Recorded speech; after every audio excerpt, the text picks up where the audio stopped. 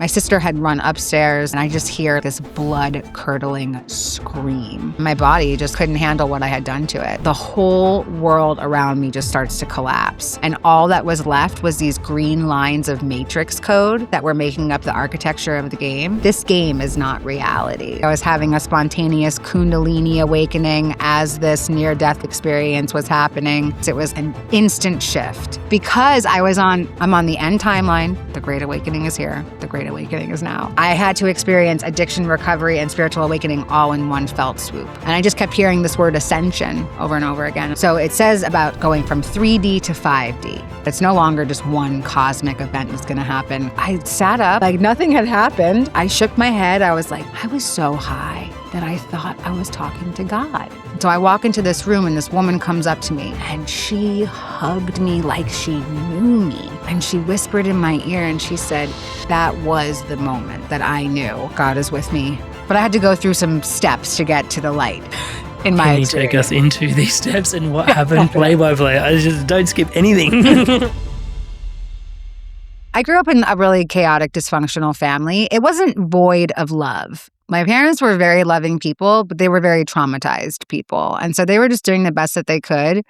They were coping with all of the trauma from their own childhood. My whole family is this perpetual cycle of addiction and poverty and sexual trauma and physical abuse and emotional abuse. And it's been that way forever. And every generation is just kind of ignoring the wounds and just passing it on to the next generation. And so I watched my parents deal with drug addiction my whole life. And it got progressively worse over time. Like at first, it wasn't that big of a deal. I knew that they were drinking and they would like pop a pill and their whole attitude would change. And I was like, oh, that's really interesting. I wonder when I can start doing that. I would like my whole attitude to change. And I just watched it get substantially worse over time. And by the time I was a young adult, they were completely gone in their addiction, could no longer hold jobs, had no grasp on money, no foundation in life, constantly getting arrested for shoplifting or DUIs, etc. And yeah, my parents made this really intense decision that they had to end their suffering. They had to stop using drugs, and they didn't know how to do that because nobody in our family had ever done that.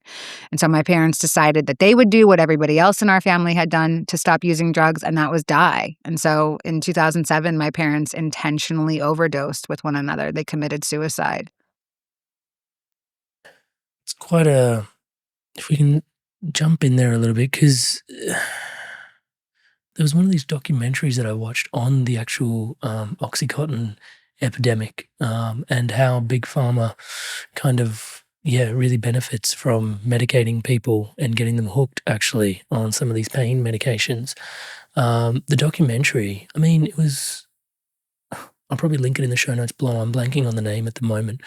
But I can't find the words. Yeah, it's actually horrendous in terms of what happens with medications. This is legally prescribed stuff that's aimed at helping people that are going through things. But it actually is like a vice grip, touch wood. It's so intense. So my parents would go doctor shopping and they were prescribed over 1,000 pills each every month and were somehow always still running out of medication. Like they would eat half the pills, they would sell half the pills. And it was just this intense merry-go-round, and it was so accessible in that time. And I was a teenager and I was going to doctors and getting huge prescriptions of pills. It was just like they were just giving it away. It was wild. I mean, now it's much different than it was then. But yeah, I have like a million resentments against Big Pharma, not just because of this huge tragedy in my life, but just in general. Like I've seen that the systems are broken when it comes to how we like quote unquote help people or keep them sick. Yeah, it's And so how was it for your parents? Like you are growing up around your parents, them taking a lot of medications. At what point did it start to become like normal for you to start taking some of the stuff that you started experimenting with? Yeah, I think like the first time that I smoked a cigarette, I was 10. That was like me being super rebellious and doing something that I knew I wasn't supposed to do. By 13, I was stealing pills from my parents, drinking, smoking weed. And then by 15, I was a full-blown addict every day using. From 15 to 35, I used every single day. That's so early, man. It's so early. Wow. Because those are such formative years as well. Yeah. I mean, okay. And then how old weren't you? I think your sister was 23. So or I was you were 23. 23 and she was 18 when your That's parents right. Yes. passed. Can you I bring love us it. You into that already know moment? stuff about me. It's like, it's lit. I love it. Yes, Touch yes, you wood. are right. Touch wood. Yes, I was 23. My sister was 18. I mean, we were just kids, you know. My mom's suicide note was addressed to us. It was like very short on the kitchen magnet notepad that like you write a shopping list on your refrigerator. And it just said, take care of each other. And I'm like, how do a 23-year-old and an 18-year-old take care of each other after a tremendous trauma like this? And so we didn't, you know, like we separated. I abandoned my sister. I felt abandoned. So then I abandoned. And yeah, it's just like this perpetual cycle of everybody rejecting each other over and over and over again. Bring me into the moment where you came home and you found yourself in how did you discover your parents passing? Yeah. So my sister and I were together. She was staying at my house for her weekend from work. And my dad had called me in between the first and second day of my sister sleeping over. Not a strange phone call, just said, hey, the electricity's been turned off. Don't keep your sister for an extra day. There's nothing for her to do here. There's no internet, there's no computer, there's no hot water. No problem. This is like very regular in our life to get a phone call like this. The next day we try to reach our parents, no answer. All day, no answer. So like around No. 1 p.m., I'm like, let's go see what's going on.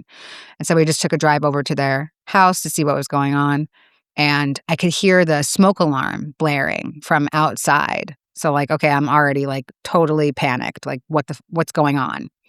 Run into the house. My immediate reaction is they must have like zoned out or, you know, like dozed off while cooking. And so I run straight to the stove to see if there's a fire on the stove. Nothing's going on the stove. My sister had run upstairs to see what was going on. And I just hear like this blood curdling scream from upstairs. And now I know that that's the scream of death, somebody witnessing death. And she came barreling down the stairs as I went running up the stairs to see what was going on. And we found our parents inside of a room, their bedroom.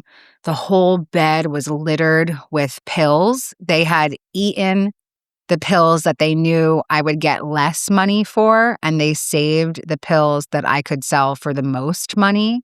So it was like this really cryptic inheritance, like, here, sell these so that you could pay for our double funeral because there's no money for that. And, you know, it's just like deeply traumatizing. My dad's body was like laid over the bed. He was purple. The smoke alarm was going off because there was no electricity in the house. And so they There lit actually was no candles. electricity. Yeah, there was no electricity in the house. So they lit candles like to carry out this plan that they had. And as their bodies started to flail, as their bodies were dying, when they fell off of the bed, one of them hit the candle and the candle went into a lamp and the lamp caught on fire, caught the wall on fire. It had extinguished itself by the time that we got to the house, but just everything was covered in soot. Everything smelled like fire. The smoke Interesting part alarms, of the like, world you must be living in too, that neighbors didn't come to the smoke alarm going off as well, though? please. I like went banging on every neighbor's door. I'm like, how long have these smoke alarms been going off? And they said 20 hours. I'm like, and nobody called like So the they knew fire. how long they'd been going for, but What, oh my 20 God. hours, a whole day? My parents had called us at 5 p.m. the day before. We discovered them at 2 p.m. the next day. And the smoke alarms had been going off since right after they called us. And so that was like very shocking to me at the time because Yeah, I mean, bring all I me into really thought your was, worldview. Like you're standing there looking at your parents strewn across the room. Oof. yeah, for me, it was like the most shocking thing about the smoke alarms going off was I wish that we didn't have to be the ones to find them. Maybe it would have been less of a blow. I mean, I don't know. In spiritual hindsight, now I see that it all happened for a divine reason, that I needed to be exposed to that. Part of me wants to then ask what shifted because you were exposed to that. I mean, but is that where your life started to turn a corner, having witnessed that? So my life started, it definitely turned a corner in a very dark way, not in like a positive way. There was two voices in my head upon the discovery of my parents and dealing with the aftermath of it. One voice said, you should stop using drugs. They just killed your parents. And the other voice said, you need to keep using drugs. It's all that you have left of them. This is the legacy of your family. And what kind of daughter would you be if you let go of the legacy of your family? Despite how totally fucked up and backwards the legacy is, Did this you is have the your legacy. clarity? Did you have the clarity of those two voices at the time, or is this something you've pondered on upon reflection that you heard those two voices? So the voices were very clear. The thing is that I didn't know this gentle voice that was like, you need to stop using drugs. The other voice was super familiar. Oh, I know this voice. This is the voice of destruction. This is the voice of degradation. This is the voice of drug addiction. I know this voice. I've known it for a long time. At that point in time, I had already been using drugs for 10 years of my life. Did you identify with that voice as your own voice? It is like your own voice. A little different. Like for me, my addiction kind of sounds a little masculine. And I probably wasn't as aware then of the fact that it was a separate voice. It just seemed like two thoughts. Like I could pick a fork in the road. I could either stop using or I could this keep is interesting. using. Sorry, I'm double clicking here a little bit because I know a lot of your work down the line. Like towards the end of the episode, I want to have a chat about parts because it's like a huge thing. Yeah. But okay, so you had these two. Yeah, so you had the two, and you chose the dark road. Yes, because it was more familiar and it seemed like it would be more comforting. And honestly, I thank God for drugs because I don't think that I would have survived that grief and that pain and that tremendous abandonment wound that was created if it wasn't for drugs. Wow. Because it was so huge to lose both parents in one fell swoop. It was the only Definitely. lifeline and the crutch that you sort of, the only rope out that you sort of had in many ways.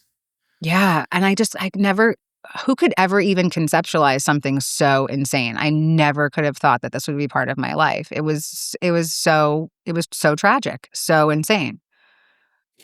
And so what does going down the slippery dark slope look like then? I'm almost afraid to ask. Yeah, Oh what my goes gosh. on Yeah. for Betty? It gets really dark. Just like constant drug use. Again, abandoning my sister, moving across the country, using drugs as a weapon against my own mind, again, to coat this gaping wound of abandonment and rejection that I was feeling. And just the utter disbelief of what my reality is. How am I orphaned at 23? By suicide? How is this part of my life? This shouldn't be part of anybody's life.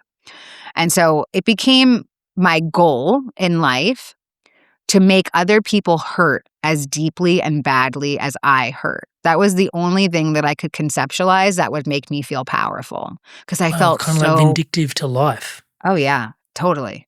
Totally. I just wanted other people to be in pain because my pain was so great.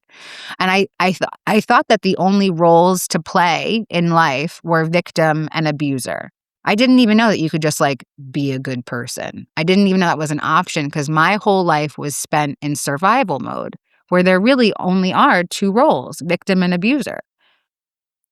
I'm wondering if some of those people are watching the work you're doing now in the world and wondering who the hell are you? Have you had any of those encounters? Sorry, I'm jumping ahead. I have, yeah. Well, I'm in a 12-step fellowship, so I have made amends to some of the people that I harmed. Forgiveness is a whole they're like thing. very proud, which is like mind-boggling to me. They're like, wow, I'm so glad that you're in recovery. I'm so glad that you turned your life around. And it's just like the power of forgiveness is so overwhelming. We haven't gotten here, but I mean, at some point, you're addicted to some really strong drugs, heroin amongst them. You're homeless. You're making money by selling your body. What age are you when this starts to happen, if you don't mind me asking? Yeah. So the first time that I prostituted myself, I was around 25. And I just didn't have enough money for rent. And I just thought, let me see if I can do this. I went on a dating app and I just like shot my shot. I was like, maybe somebody will be willing to do this. And somebody was. And it was like something broke open inside of me the first time that I did that. in two different ways. Not like in a, oh my God, I'm totally a broken person, but more like a, wow, this is a hack to life. I don't really have to work. I would have had sex with this guy anyway, but he's giving me money. So it just seemed like this hack to life. I was like, wow, I figured something out. I figured out a way to get out of a hole. I figured out a way to like get money in my life quickly if I need it. And it didn't make Without me selling feel drugs. without selling drugs, without stealing from anybody. And again, it was something that I probably would have done anyway. So it just seemed like, wow, this is cool to get paid to do something that I would have done anyway. But something did break inside of me, like in hindsight through doing healing. There was a part of me that fractured off in that moment, and it made me see men in a very distorted way. And it just got in the way of me ever having any kind of true connection in a relationship to men, to the world around me. Do you mind me asking, and this might be a bit too private, but like, how did your sister's journey go? Was it similar to yours, or how did she fare? Yeah, she doesn't like me to talk about her, so Cool. Fair enough. All good. I'll avoid this question. Yeah, But sweet. I Solid. will just say that she is thriving. Like, I mean, we don't have a relationship with each other, but like she avoided all of the pain that she watched everybody else go through. So I guess I am talking about her, but I mean, Not to like, talk yeah, about it. she. I Got mean, she. it. Yeah, no, all good. All Despite good. circumstance, like despite circumstance, I when I think about our lives and just like the story from an outer perspective, I'm like, wow, those chicks are pretty badass to survive something like that and then go from surviving to thriving. Touch wood. So let's talk about before you guys start thriving. You had your own near-death experience. Yeah, I did. And I because my addiction was so tremendous in my life, I had overdosed multiple times. Oh, really? This had happened many yeah. times before this moment. Yep, this was my third overdose in 2019. So you've overdosed but not taken yourself. Is that I had can you overdosed explain the before, but difference? I didn't have a spiritual experience. I just like woke up in a hospital, not sure how I even got to the hospital. Like, who took me there? How did I get there? Okay, so overdose is you've blanked out and then you've gone unconscious. Someone's found you and then returned you. But if no one found you, that could have gone any Totally. which way. Right, interesting. Okay, cool. Thank you for clarifying that. So you've had 2 previous overdose experiences because you're pushing the needle so hard. Oh my God, that's a really bad pun. Sorry. But yeah, and then a third time you've ended up in a. But at some point, weren't the drugs starting to wear off? Like I think. Yeah, definitely. I mean, that's something Is that that happens. why you ended up overdosing? Sorry, I'm just trying to get Yeah. So, like, when you are using drugs for so many years, you build up a tolerance. And so, all throughout the last probably 10 years of my active addiction, I would take these little stints to detox and rehab where I would like stay inpatient for like a week, maybe sometimes 2, so that my body and my receptors would like reset so that the drugs would start working again. Because for a long time, using drugs just felt like maintenance and it was habitual. It was like, this is muscle memory. Every day I wake up and I use drugs and I'm not really getting high anymore. I'm just maintaining so that I don't get sick. Because that's what life on opiates is just like, how do I not get sick today? And yeah, this particular day that I had this overdose, it was just like any other day. But at this point in my addiction, I was using every kind of drug because I was trying to get as messed up as I possibly could. I had really just thrown, like, there was no semblance of a regular life left for me. So it was like every day I'm using heroin, I'm using methamphetamine, I'm using ketamine, I'm eating mushrooms, I'm eating LSD, I'm smoking PCP. Like, is there crack around? Let me have some of that. Like, it didn't matter. Whatever was around, I was a dumpster for drugs. And I just wanted to not feel. I wanted to not be present. So this particular day, I just took a little extra because I was going to go do my laundry. And I thought I might as well be like real wavy to go do this mundane human task of laundry. And my body just couldn't handle what I had done to it. And so on the way back from the laundromat, this huge kind of awakening just started to happen while I was still totally conscious, body up, like literally walking back from the laundromat. So you weren't like passed out or overdosed or like on the floor catatonic waiting for someone to come rescue you. That happens later, like the on the floor, blasted out, like dead. So That happens later. Okay, so can you bring us frame by frame into the moment? Sorry, yeah, just so we can track, please. Yeah, definitely. So I'm doing my laundry, and in Brooklyn, like we don't have in the house washers and dryers. So I'm walking to the laundromat 6 blocks away from my house. I'm at the laundromat. I'm like, okay, something is definitely wrong. I take drugs every day. I know what these drugs feel like inside my body. Something is not right. Because on one hand, you said you're trying to like not feel bad. At this point, you're just like maintaining, and then you've actually gone awry. So the fact that you're not feeling good is probably the indicator that you're describing here. Yeah. Well, at this point in my addiction, I was getting pretty trashed on a regular basis because I was using so many different kinds of drugs. So like at this point, I'm like, okay, heroin's not going to cut it by itself. Alcohol's not going to cut it by itself. Let me compound everything together. And then that should give me some kind of feeling, right? So but I knew something was wrong. And so like I'm starting to run home. And as I'm running home, the whole world around me just starts to collapse, just like in a video game. That's what it started to look like. The buildings around me, it looked like they were just tumbling to the ground. And all that was left was these green lines of matrix code that were making up the architecture of the game. The whole world got washed in the brightest white light you could ever conceive. And it felt like I was stuck inside of a loop. Like I would make it to a corner and it would say Madison and Stuyvesant on the street signs. And then I would run to the next block and it would say Madison and Stuyvesant again. And on the next block again. And I was trapped inside of a loop. And then I finally made it back to my house. I have no idea how, but as soon as I entered the door, there was a mirror in my like hallway. And I looked in the mirror and I like couldn't see my own reflection. And I was like, oh my God, I think I died and I'm stuck inside of the Beetlejuice movie because it's like the same thing. Like I don't remember how I got home. I don't remember how long it took me to get here. I don't know what's going on. And that's when my body collapsed and it felt like my consciousness left my body. Wow. Okay, so you've made it home. You're watching. So what's going on? The material layer to reality. Do you think that's a hallucination that you saw, or do you think that's what? I think it's real. I really do. I think that that's really what's going on underneath whatever we're perceiving. I think that there's that green line matrix code that we see in the movie The Matrix. You think totally. It's yes. I think that it's real. I mean, at this point in my life, right? I wasn't a smart, educated person. I had never read a book on philosophy. I have no idea about anything. But post-experience and integration, I'm thinking that I was seeing outside of the cave, right? Like Plato's allegory of the cave. And in this particular cave, it is a simulated reality where there's computer code underneath it. For those that don't know Plato's allegory of the cave, can you unpack that for us, please? Yeah. So basically, the story of Plato's allegory of the cave is saying that this is the analogy. There's 3 prisoners inside of a cave. They're chained up and they're watching shadows that are being cast from behind them from a fire.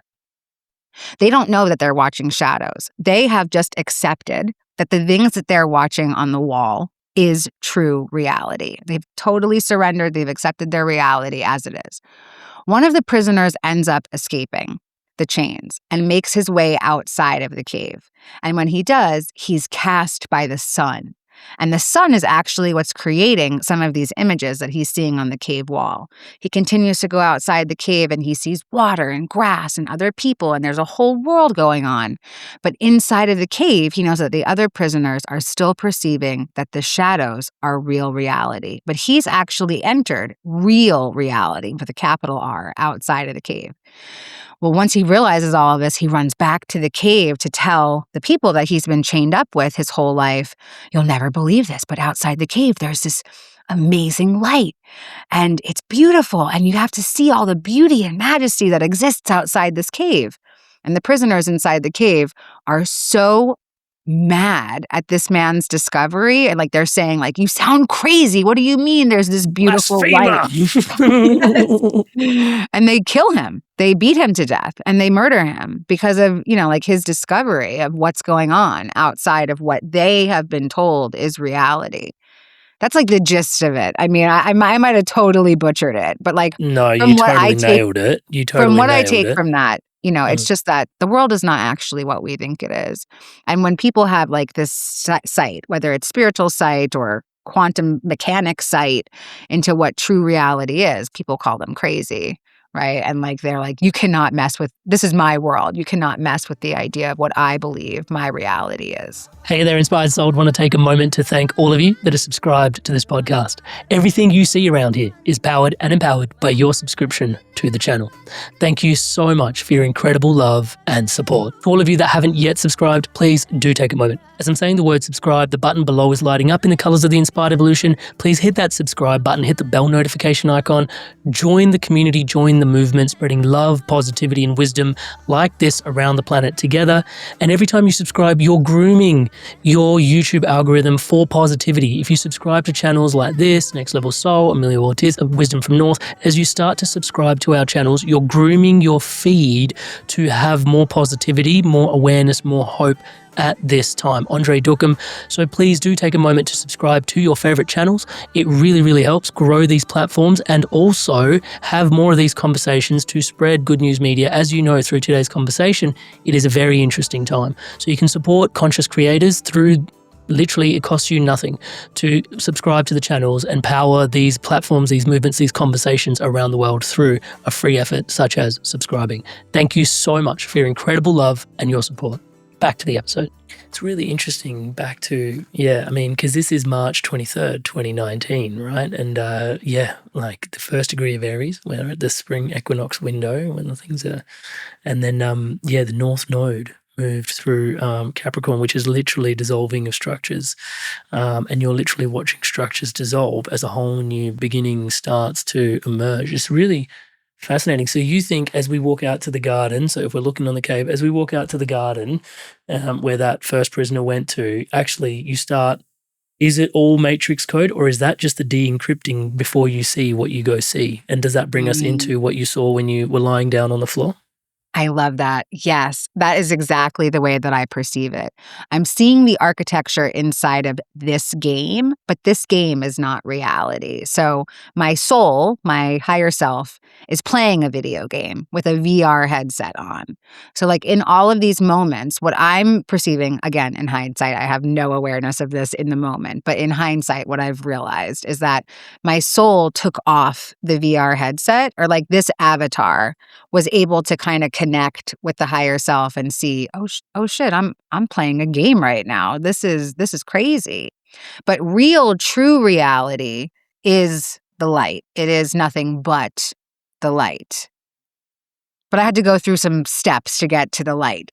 In my Can you take us into these steps and what happened play by play? I just don't skip anything. If this is all we get through today, that'd be amazing. Okay, so I am now collapsed on my bathroom floor. I'm naked. I've like taken off all my clothes. I'm having like a crazy awakening experience where like my body feels so hot. I have some language for it today. I was having a spontaneous Kundalini awakening as this near-death-like experience was happening. There's a rush of energy going up and down my entire chakra system. I didn't know what a chakra was then, but like it felt like I was actually on fire. And so I'm peeling my clothes off of my body. I collapse on the bathroom floor. And the first part of my experience, it was like an instant shift. And it felt like I went into this very dark space. And it was like a movie reel was going by, or even like you could think of it as like an Instagram reel, like some TikTok movie was like going by. And what was happening was I was experiencing a life review. My life was not just all trauma. Like I said, I became a traumatizer. And so in my life review, I'm experiencing all the pain that I have given to other people. Like in active addiction, I was a prostitute, but I didn't just prostitute myself. I would manipulate other women. I would get them strung out on drugs and I would prostitute them as well. And so those were the first images that came into my mind's eye, was like the faces of the women, the pain that they were, the fear that they felt from me. And then I was experiencing it from my point of view, the power that I felt in those dynamics, like the ruthlessness, the abuse, the domination that I was bestowing on these other women. And so that felt like absolute hell. The other part of my life review was I had a boyfriend that I had gotten strung out on drugs, and he ended up dying of a cocaine overdose. His heart exploded. And so his his awareness came into my life review, and I felt the pain, the pain of his death. His parents came into the life review. I could feel the pain of his parents, his mother losing her child, and it was just so tremendous. And then I felt my own parents inside my life review. I felt their suicide from their perspective and from my perspective as a grieving daughter, but from their perspective as the people who were completing suicide. Again, it was despair. It was devastation. It was complete annihilation of any kind of hope. It just felt like the darkest static, like somebody was pulling the skin off of your body. And it was so tremendous. And I couldn't really piece together what was happening, but I knew that I was seeing dead people. My boyfriend's there. My parents are there. They're all dead. So I must be dead. And I thought at the time that nothing happens when you die, because I was a pretty staunch militant atheist because of the direction of my life. But in this moment, I was like, oh, it's not that nothing happens when you die. It's that you go to hell when you die, because this actually feels like hell. Okay, so you're seeing everybody. You're in this hellish experience for all the actions that you've taken.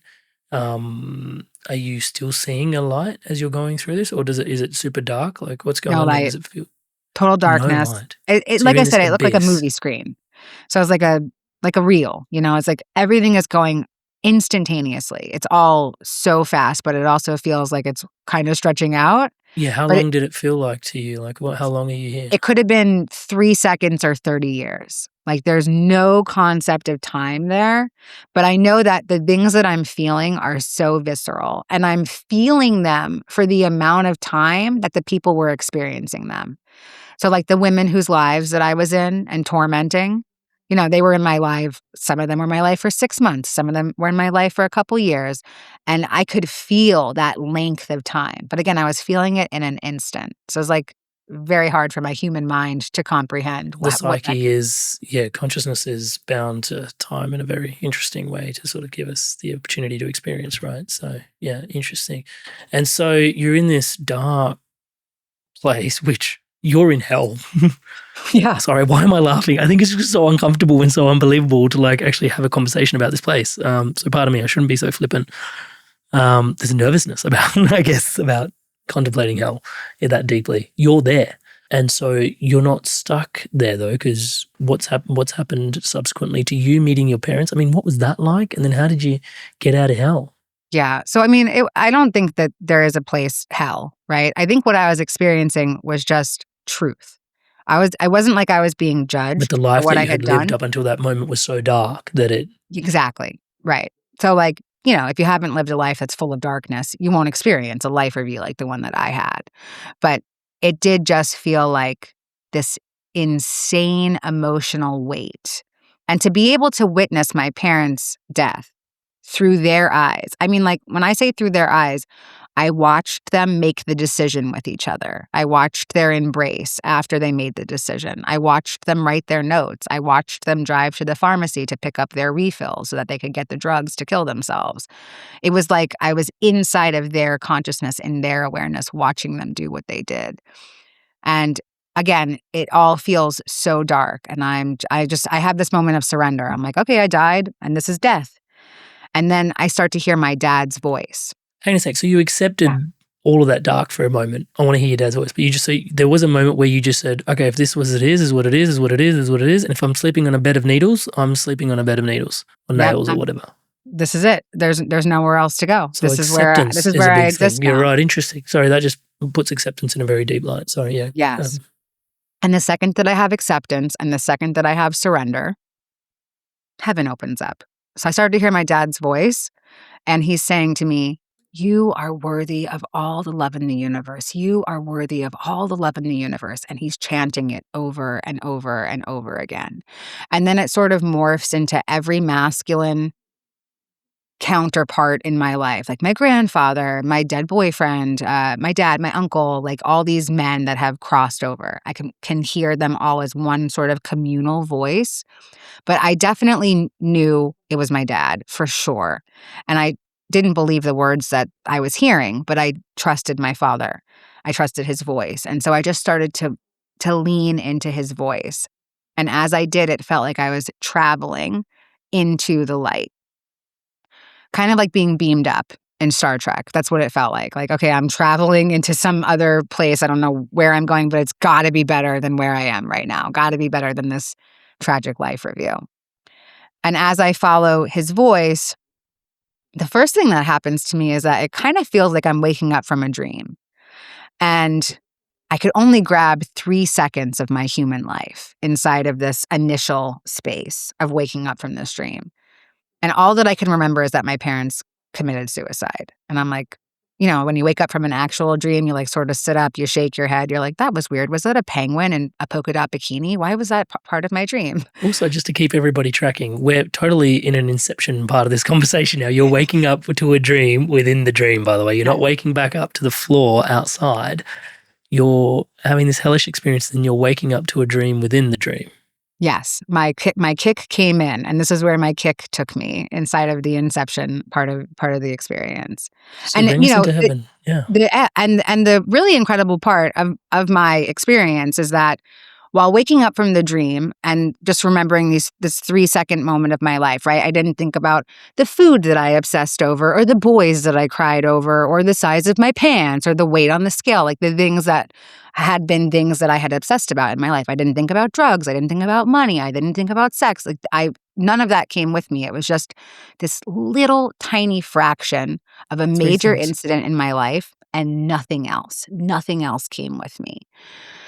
And they showed me that, they showed me like all of these movies because I had never read a book on philosophy. I didn't know anything. They showed me that the world that I had just come from outside of this dream was The Matrix. It was Inception. It was What Dreams May Come. It was this movie called Risk Cutters, a love story.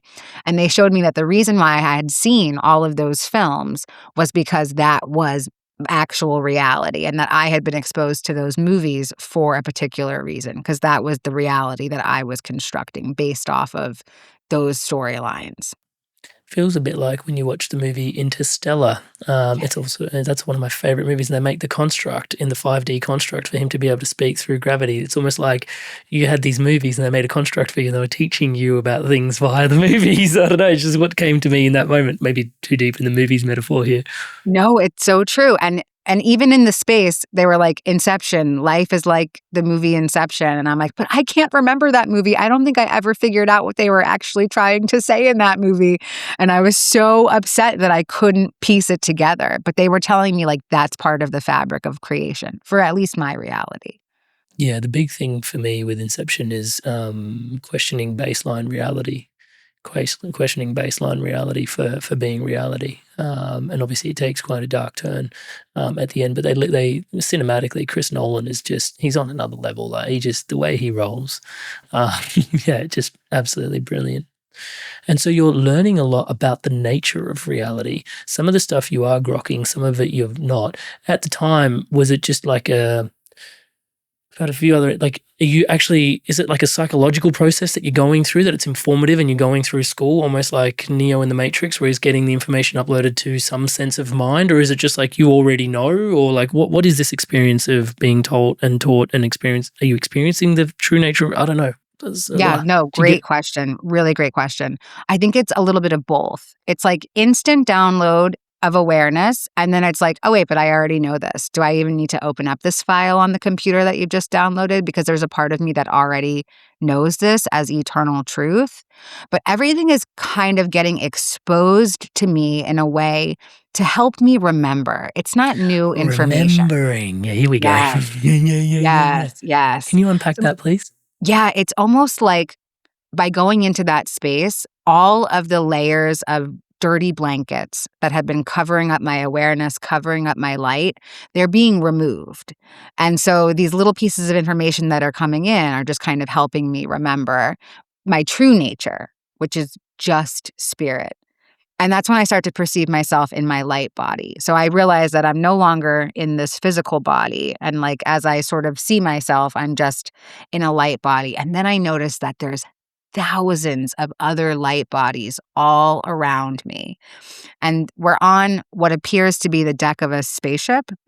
It's like the best words that I can use to describe it. It just seems like this huge sphere. It sort of looks like, I don't know if they have that where you are, but the Gravitron ride at carnivals, it's like this big spinning disc that goes really, really fast. It creates no gravity inside of it, so you can like throw yourself on the wall like a bad sticker and flip upside down.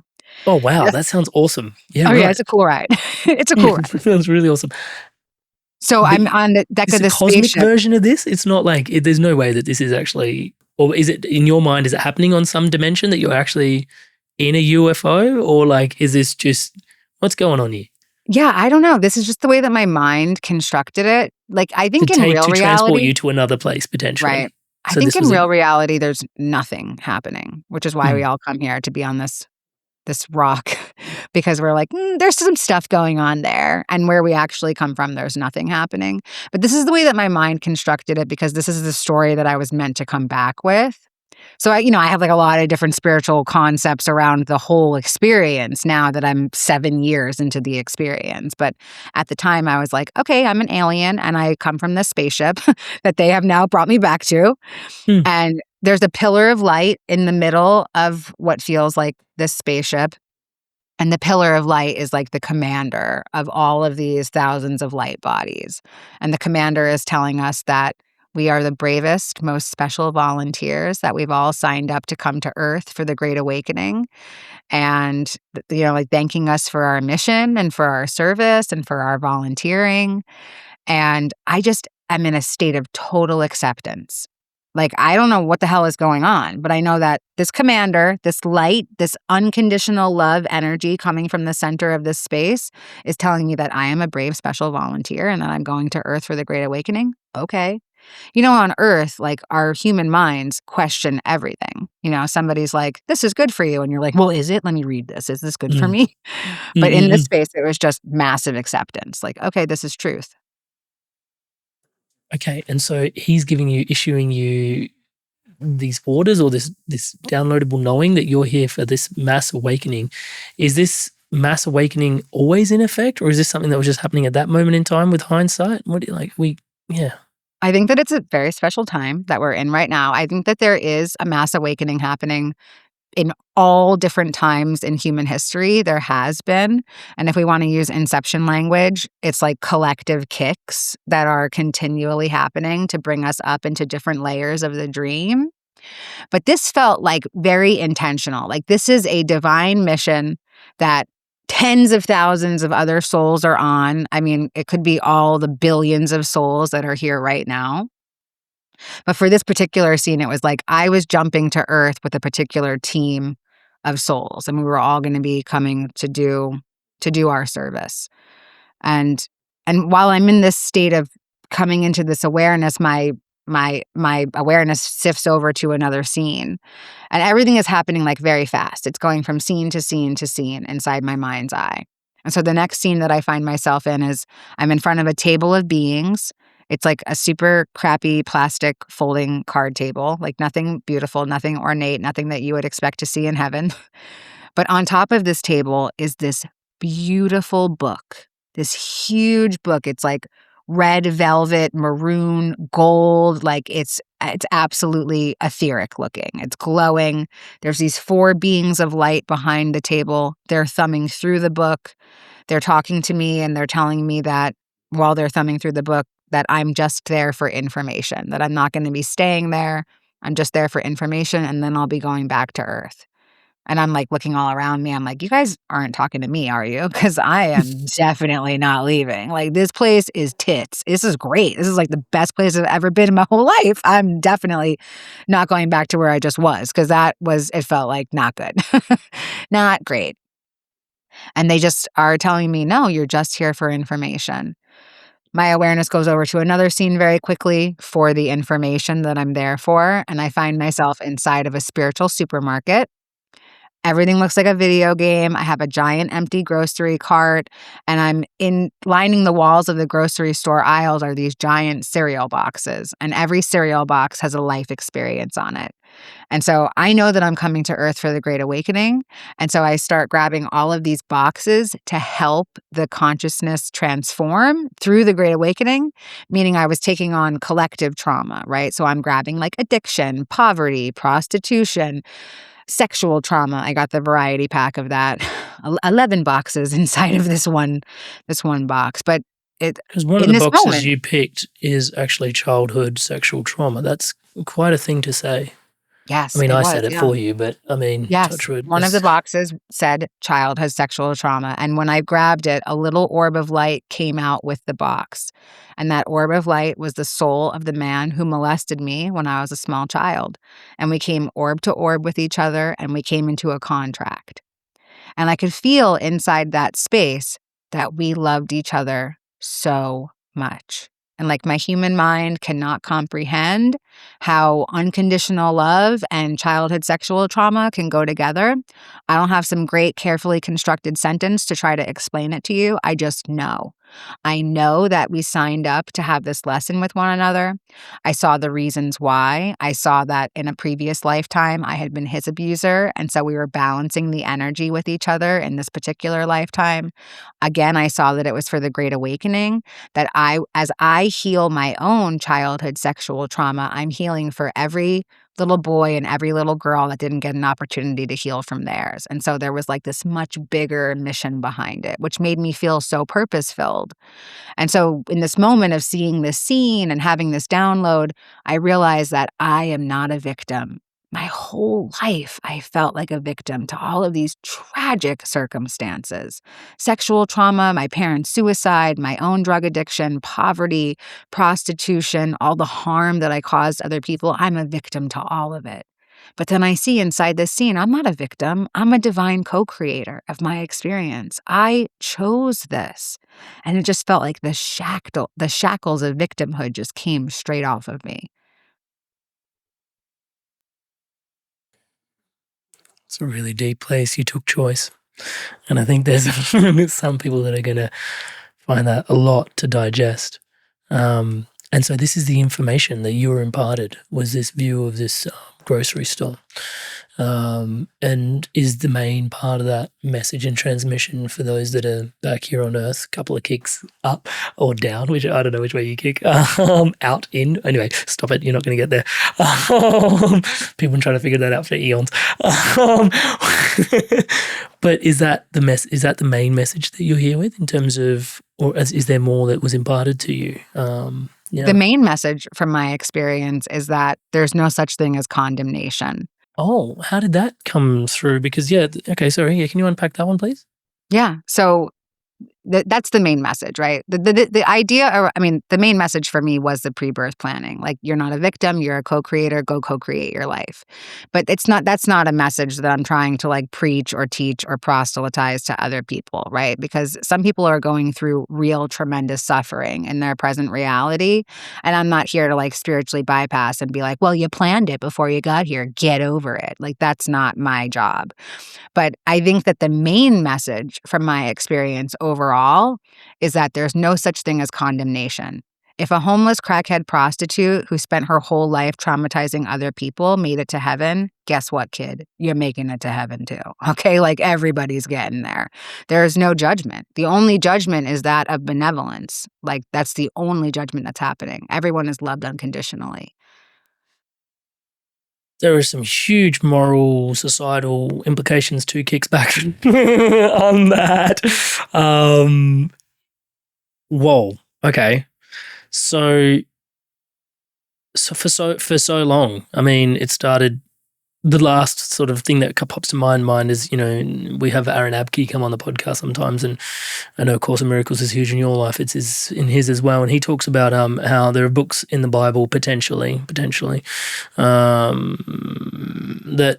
are inserted by the Romans, that are placed in there, and like a lot of the condemnation that comes your way is because it's state trying to control people through religion. you're saying there is no such thing as condemnation, but for many people, I mean, it does, even for myself, open up this question of like, okay, if there's no condemnation, questions open up around karma, because then it's like, okay, then what's the point of doing good while you're here on this earth plane? I mean, isn't that a big question that opens Yeah, up? of course. Yeah. What's the point of doing good? It feels good. It feels good to do good, right? I mean, I know But then that why isn't I could everybody have, doing that all the time? because people have like all of these limiting beliefs that they've been programmed with. People who are in survival mode, or people who have given up on life, or like maybe it's part of their pre-birth plan to play abuser or to do like bad things, quote unquote. I don't know. I don't know why people choose the lives that they choose, or why they choose to stay in the mentalities that they're in. Maybe that's just part of their plan. That's way above my pay grade. That's not for me to try to figure out. The only thing that I can do with this information and what I've, received from my experience is just tell you that for me, I could have come back and kept living the life that I was living. I could have kept using drugs. I could have kept prostituting myself. I could have kept harming other people, and I still would have made it back to heaven. But I choose to live righteously today because it feels better. It feels like I'm more connected to spirit when I do things out of acts of service, when I'm kind, when I'm compassionate. And I'm not saying that I'm kind and compassionate all the time. Like, I still have defects of character. I judge, I'm controlling, like I got some stuff. But I know that when I am aligned with the divine in those spiritual principles like honesty, open-mindedness, willingness, patience, tolerance, empathy, compassion, my life opens up and beautiful things come my way. Can you describe what you mean by life opens up?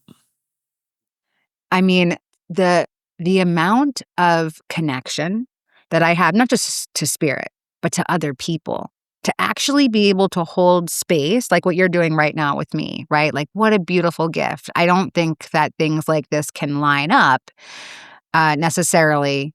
Well, I don't know. Now that I'm saying it, I'm like, actually, there's a lot of bad people who have a lot of opportunities that come their way. But I think that, for me, by living my life led this way, by allowing the path to be like this very wide path to spirit, instead of like the clunky path of the human experience of like degradation and hedonism and doing things just because they feel good and impulsively and wanting instant gratification. If I can really turn my awareness upwards to like this gorgeous, beautiful, righteous path, then I know that life is going to unfold in a really magical way for me. Yeah, it's interesting. I mean, I think some of the context that you alluded to there is some part of you carries some sort of contrast to where you were 6 years ago and where you are 7 years ago and where you are now. And that's sort of the proof in your pudding for you. Is that what I'm hearing? Absolutely. Yes. 100%. And not everybody has contrast like that, right? So you can either take my word for it or you can hit rock bottom yourself or, After what you've described in today's podcast, I think touch wood. Yeah, you don't have you don't have to. You don't have to die. You don't have to hit rock bottom to like embody this awareness. You can just make a choice. You can make a conscious choice today that you want to see the world differently, that you want to live differently. And that you want to believe differently. If someone's doing bad things to you now, Betty, what's going on there? Because they're not going to be condemned. Go on, help us. Oh, yeah, no, of course they won't. No way. Yeah, they won't. I mean, like, they might be by me in this lifetime. And do you really want a girl this cool? Don't cross me. Okay, go. Don't do it. But beyond that, deeper than that, like they're not going to be condemned for wronging you. Like, no, not at all. And for me, because I have this different perspective now, like I have this eagle eye perspective, I see everybody in my life as a lab partner for a soul lesson. And so sometimes I'm not saying that conflict doesn't happen in my life. It absolutely does. And do I always rise to the occasion? Hell no. I'm a human. I act like a human. And so if I have a grievance against somebody, like I'm not, I'm a Course in Miracles student, but like I'm not quick to implement my spiritual principles in my life. Like I can hold on to some stuff.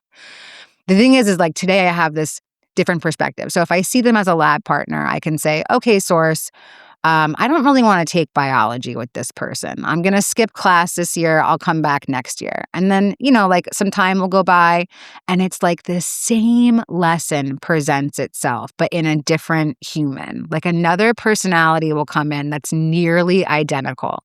Controlling, manipulative, liar. That's like my ultimate lesson because it's an old version of me, right? So I'm like constantly meeting my past self. The And shadow that's to be integrated. yeah, the shadow. Exactly. I'm constantly meeting them. And sometimes I just skip class and I'm like, I'll come back next lifetime and figure this out. I'm not doing this time. Well, okay. So that does sort of tick back into the other lesson that you had, which was pre-birth planning as well. I think there's something left to be said about that. Can you tell us about that? So we're actually picking experiences, some really deep experiences, some experiences that the psyche would be like, I never picked that, shut up. But you picked it in some ways. You're saying, we're saying in this podcast, Touchwood. So what else about that is there to understand about pre-birth planning? So we're choosing the people that we're going to interact with. We're choosing experiences we're going to have. Is everything completely like, is it like a zipper? Whereas like every single tongue and every single tooth is like, like this is fated, every single experience? Or how does this actually look? Is it a bit more quantum? Is it potentials, possibilities, fate, free will? I mean, I guess it's probably a good question here. Okay. So I'm gonna put it in a way that like I think a linear mind will have a greater chance of grasping. Pre-birth planning is that the major plot points in your life have been decided. And so have all of the main characters, the players in your life. They have also all been decided. You have not planned every bowel movement. You have not planned every outfit that you'll wear. You have not planned every meal that you'll eat. But you have planned out these major things. And I will say this from my own experience. There is no way to fuck up what is meant for you. So like it takes a lot of pressure off of the experience where you think like, I need to find my soulmate. I need to find my purpose. I need to find my dream job. Like, no, you don't. You just need to receive. You just need to surrender and receive. And whether it happens in this, yeah, it's like the best. It feels so good. It's like, oh, wow, I don't have to do anything. It doesn't matter if it happens in this lifetime or the next lifetime or the past lifetime, it will happen. And what is meant for you will always find its way to you if you relax and surrender. Oh, but it's so hard for people to trust. Like people will hear what you've just said. And some people will even deep down trust what you said. But enacting that and living that out is so far from people's present day reality. Yeah, it's true. I mean, I know a lot of people who are able to do it. So I know, and I am for the most part. Some things I want to be a little controlling about, but I've seen miracles. I've seen miracles happen in people's lives, and my own life included, when they surrender. Things that you think that surrender means losing, right? Surrender means failing, right? That's like what we're programmed to believe. But surrender is actually how you win. It's one of the hacks in the game of life. If we think of the world as a video game, if you want to know what the cheat codes are, I'm telling you right now, the main cheat code is to let go. It's interesting the way you're talking about surrender here. If we can double click on that, please, because when you were in your before 2019, I mean, was that not a form of surrender to drugs? Like but there's a difference here. Yes, there is, right? Okay. So the difference is there was a surrender to drugs. Like I surrendered to the shadow. Addiction lives inside of the shadow. Now, am I meant to only experience the shadow and masks inside my lifetime? No. Jungian philosophy says that I'm here to go back to the actualized self.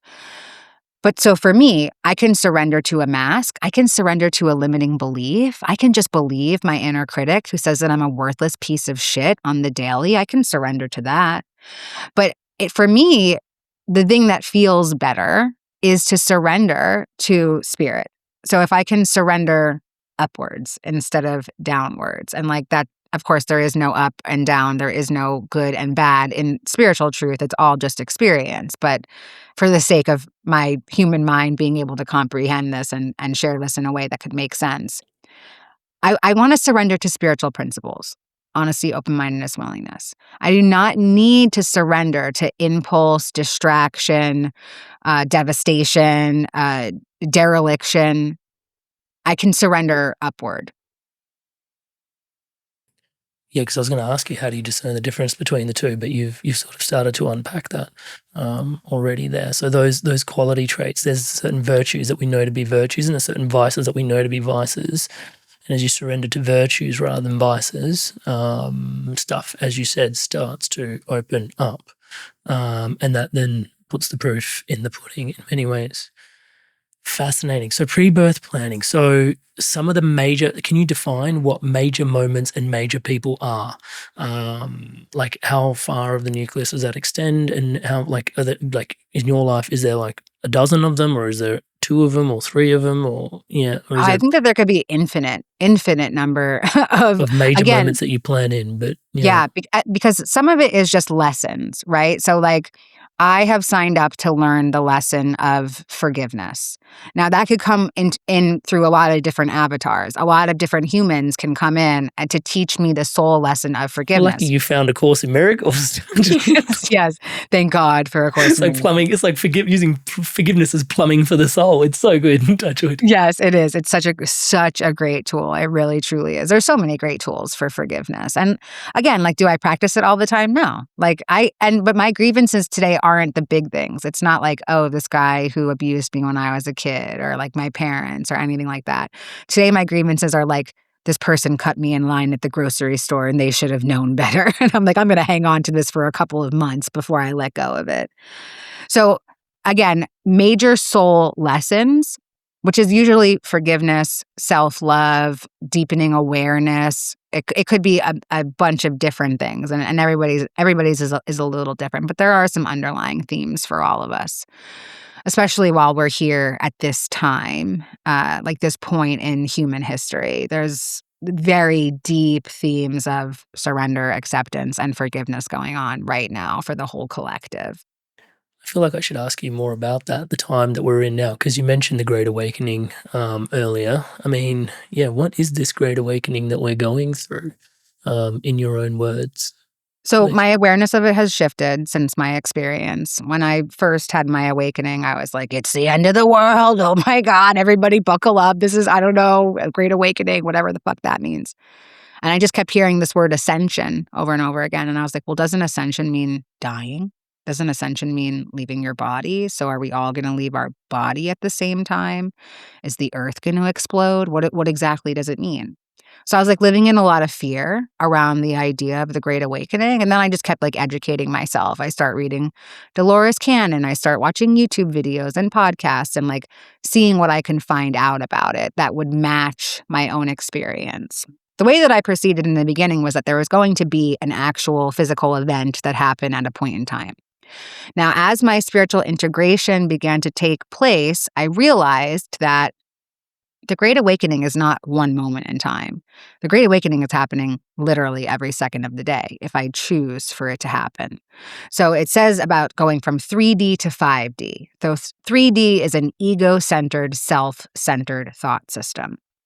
And 5D is a service-centered, spirit-centered thought system. So all throughout the day, I could go from 3D to 5D and wave myself back and forth. And the 4D is like time, space, and awareness.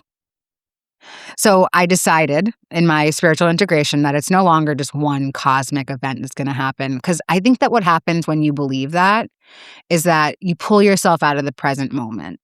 So if I'm like, okay, the Great Awakening is happening in 2027, then I'm like just waiting for 2027 to happen so that I can be happy, or like what exactly, right? So instead, I'm just like, I'm going to pull heaven into each and every present moment. If I can stay present and just realize that I can experience happiness, ascension, joy, connection right now, then like that is the Great Awakening. Yeah, it's interesting. One of the bodies of work that I support people with is called Astrovision, and we look at each of the houses of the zodiac and we build your life vision to each of the houses of the zodiac. And I couldn't help but just reflect on it feels similar to what's going on here. It's like, hey, instead of just, telling you where the stars are and what's going on to you, for you. It's like you meet it, like you come up, to meet it where it's at. You can also program into what you feel is happening there. I couldn't help but also reflect on something we touched on before we dove into the podcast today, is that this, because you're reflecting on, people are looking for this one moment in time, for this great away, one moment. But then you also mentioned something about like, you called it like, this spirituality. People are trying to look like, find little tools and hacks to get to the divine in some ways, and how we're looking for like these instantaneous moments. But then you said like the long haul, the long road for the individual.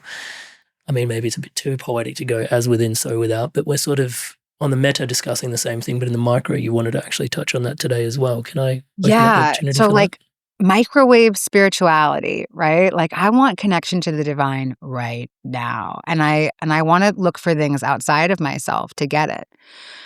So it's interesting because the reason why this came up for me recently is like I hosted a retreat in Mexico, which is like a huge feat for somebody who was a homeless crackhead 7 years ago. I'm like, I hosted a space for 25 people to heal, and it was like so beautiful. And some of the teachers that I brought with me were like psychics and mediums and angel communicators and near-death Congratulations, by the way. This is Thank so you. epic. It was lit. It was so cool. Somebody fell down the stairs and had to get 12 stitches in their head. But other than that, we kept everybody safe. You're not meant to say that out loud for the next time. Don't sue me, please. Are they okay? Yeah. Are they okay? They're okay. That's the key thing. Touch wood. So it was so interesting to me, right? Because all these great tools on like how to connect with the shadow, how to integrate, how to embody, how to connect with source. But people just wanted to talk to the psychics and the mediums and like ask them their opinion on their own life. Well, like who would be better at designing your life than you? Why would you just put all of your trust in a stranger? Astrology. Not saying that the psychics and mediums aren't talented. They're friends of mine. Like they are extremely talented, but it blew my mind about the how— seed of sovereignty is what you're discussing here. Sorry for interrupting, but it's such a big thing. As an astrologer, like one of the things I'm interrupting, but no, please. It's just because I've been a life coach for the better part of 9 years. Yeah, and it's been amazing. Like it is therapeutic in its own way, but I'm future focused for people. It's like, hey, yes, you're here, but where to next? Like, what do you really, like. And there's this thing, it takes a couple of, like even me with people having, and I don't want to sound like that, but like the podcast goes to some really deep places, as you can tell. Yeah, touch wood. And so people come into the calls already with the rubber ready to hit the road, but we go into a few calls in. It takes about 3 calls for people to really warm up and go, oh yeah, cool, here's some of my stuff and this is really what's going on in here. And it's like, I'm used to the process now. One of the things I noticed when I became an astrologer, Vedic, Western, Hellenic, as I'm starting to do astrology, people walk in, 5 call-ins, 10 call-in open already because there's this handing over of their power, which goes, yo, you're the astrologer, you know my chart, you know me better than, not everybody does this, but you know me better than I know me, tell me.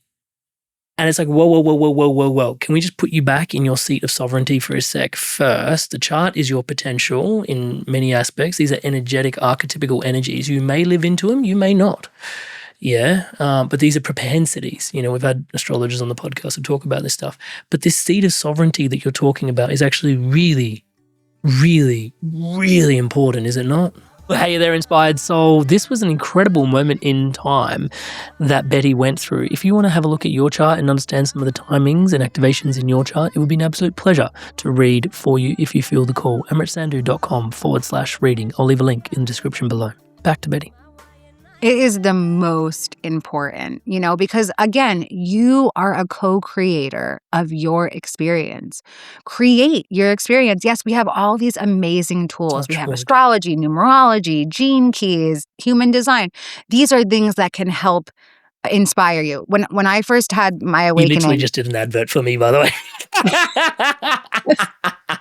It's all the numbers and engineering stuff. Anyway, I'm interrupting. Please go on. So when I first had my awakening, right, like numbers were all around me, and this is actually a fun story. So I was staring at my bank account, right? I'm like strung out on the street. I'm like charging my phone at a portable charging station because my life was always in a constant state of dead, and so was my phone.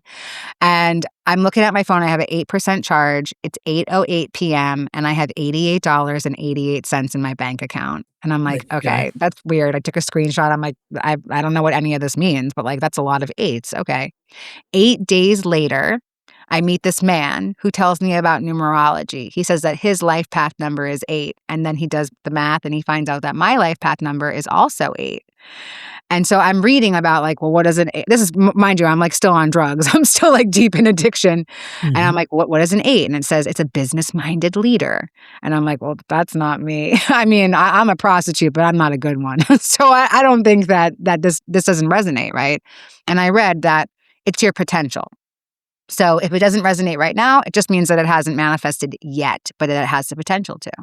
And again, this is a tool. This is something that helps connect me to other people. Ooh, what's your life path number? Oh, what's your sun sign? All of those things are tools to help us connect with each other. But you are the co-creator of your experience. You can have whatever experience you want in this lifetime. So then why not go for microwave spirituality? You're making a case against it. Okay. Well, I can think of it, and it's not one size fits all, right? This is like my own personal vendetta that I have against microwave spirituality. And this is coming from a person who had a profound experience. And so I hear so many people and they're like, I just want to have a near-death experience.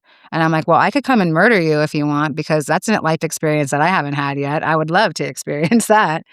But, the bucket of spiritual bricks that is thrown on your head when you have a like one and done experience is really jarring. And it's not actually as cool as it sounds when people have been able to craft it into a story, right? Like I shared a story, maybe it sounds really cool, but in reality, it was absolute chaos. And I thought that I was going schizophrenic, and I thought that I was going to have to live in a psych ward for the rest of my life. The thing that has actually transformed my life is the slow and steady discipline, structure, consistency, removing things from my path that no longer served me. And that takes time. And so, maybe I'm just jealous of people who do microwave spirituality, and that's why I'm bringing it up. Well, no, I think some people might actually look at your experience, to your point earlier, and sort of say that's, that's been this like massive breakthrough moment. And then, and then now you're like completely transformed. I guess one of the questions that, before we get too further along in the your life plan, like tell us about your life plan and some of these seismic moments, because otherwise we run the risk of not fully grokking. What moments did you see, major events did you see from your life plan? And was addiction one of them? Was this moment written, like your near-death experience, was that written? Okay. And then, Yes. Okay. So, yes, I had 3 major life events that were going to happen to me no matter what: addiction, recovery, spiritual awakening. Now, there's an infinite number of life paths that are possible, right? So, like, life path A was that I was going to experience addiction. First time I ever went to rehab, I was 18 years old. I had the opportunity to step into my recovery life lesson right then at 18. And I would have had a slow and steady spiritual awakening as a result of practicing the 12 steps in a 12-step fellowship. But I didn't. Quantum possibilities. I took my free will and I said, I'm going to stay in this life lesson of addiction for 17 more years. Because won't that be fun? Is that what they call timelines? Yes, definitely. All these alternate timelines. There's a million fractures, and it's literally infinite. But like for the sake of the conversation, we'll say, that there's 5 possible timelines. I had all these opportunities to hop out of addiction and go into recovery, but I just kept ignoring the internal GPS. And I was like, I'm going to figure out how to use drugs successfully because I like using drugs. Whoa. Okay. So what were the 3 again? Can you reaffirm them for me? Addiction, recovery, and spiritual awakening. Spiritual awakening. And so you're in that part of the major event right now as well. And this can go any which way from here as well. There are multiple timelines ahead of you. Opportunities open up. So what had happened for me, right, is that my 3 life experiences that demanded to be experienced ended up compounding on top of each other. So in the moment of my near-death experience, which was not the original part of my pre-birth plan, it's like plan number 7,526. But because I'm on the end timeline, the Great Awakening is here, the Great Awakening is now, I had to experience addiction, recovery, and spiritual awakening all in one felt swoop. And that's that moment where you're lying on the floor in the bathroom. Yes. Because that's where we were before we lifted off. What brought you, so you're getting all these lessons. anything else before you come back? What brought you back? I mean, any other So major inside lessons that we need to touch on, or what brought you back? So the other lesson, and here's something that I want to say about pre-birth planning, and this is my true innate knowing belief, whatever language we want to use. You don't just sign up for one box. So if you sign up for the life lesson of addiction, you're also signing up for the life lesson of recovery. Now, will you experience both of those things inside of one lifetime? Not everyone will. Like my parents, they signed up for both, but they didn't experience the recovery part of their experience. Again, we live in duality. So if you sign up for poverty, you're also signing up to experience abundance and wealth. Will you experience that in one lifetime? Well, that's up to you and the decisions that you make in reprogramming yourself, because you're going to be hardwired for poverty because it's one of your pre-birth experiences.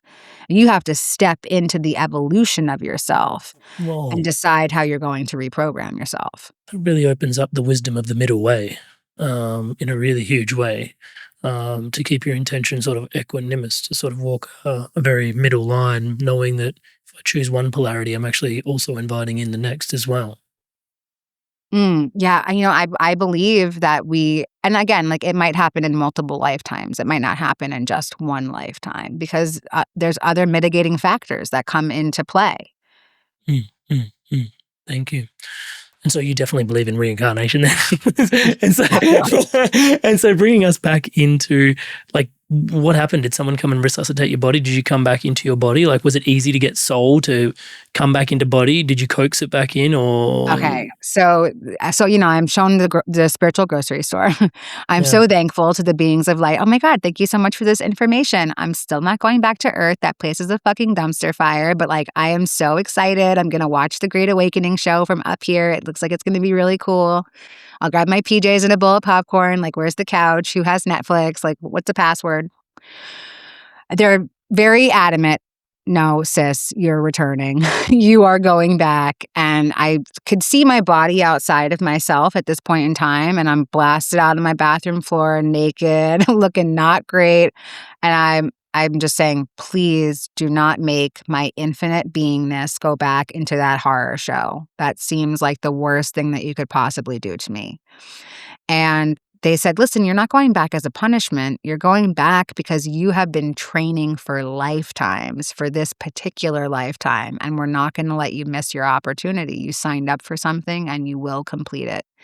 And they said, if you don't go back into the body that you just came from, this body, that I would be reborn into a baby. She would take my life experience cart into her lifetime, and she was going to have a couple of extra boxes thrown in because of the family that she was being born into. And so I thought, okay, if these are really my only choices, starting from zero or going back into that glitched, broken body that I just came from, I'm going back into her because there's no way that I'm starting from zero.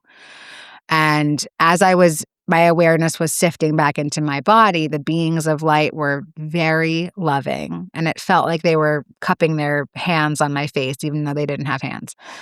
And it just felt like so loving and so connected. And they said, the first part of your life was boot camp. Nobody likes boot camp. There's like a bald drill sergeant screaming in your face with bad breath. It's raining sideways. You're doing 1,000 push-ups in the mud. But the Worst second of all, he part gets your name wrong all the time. Sorry, go on. the second part of your life is going to be carrying out your divine mission. You're going to have soulmates, kindred spirits, teachers, mentors, communities. You're going to be living in spiritual awareness. You'll have access to us.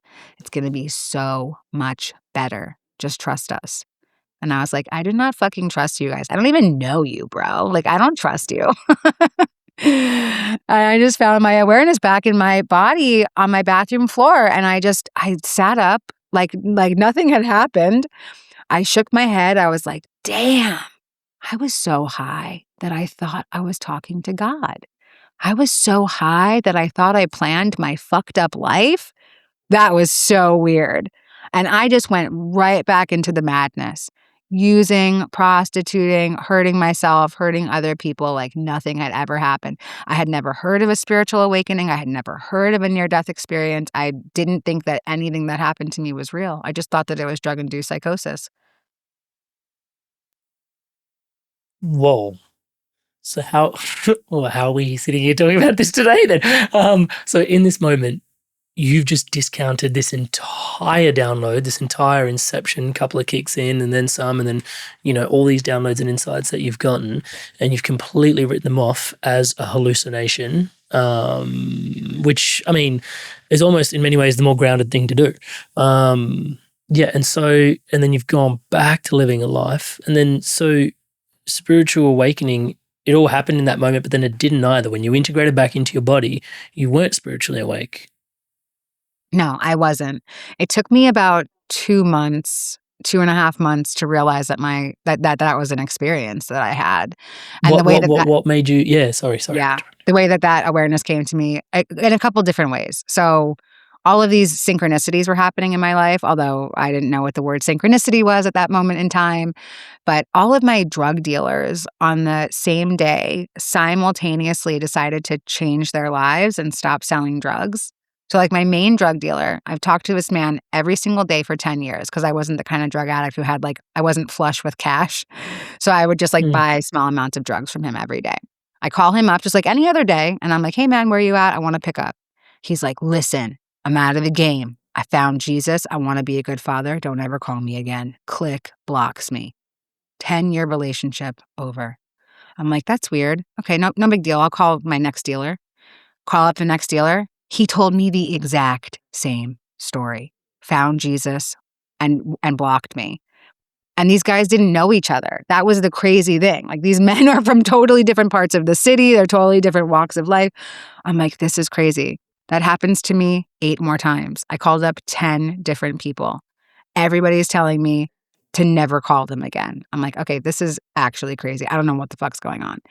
So I just do what any drug addict would do. I went onto the streets of New York City to go find drugs because I know where to find drugs. And so every time that I go to pick up off the street, it's fake, it's bunk, it's whack. It starts raining, it gets wet, I can't use it. There's a hole in my pocket, I lose it walking home. I mean, anything that could happen to get me on. You would have been so distraught. Oh my God. I was just aching. And then I start going through heroin withdrawal because that's what I was trying to get. I was trying to get what I needed to not get sick. And I'm just hitting roadblock after roadblock. And so I find myself on day 3 of heroin withdrawal, which for anybody who doesn't know is the absolute worst day. You're sick all over yourself from both ends.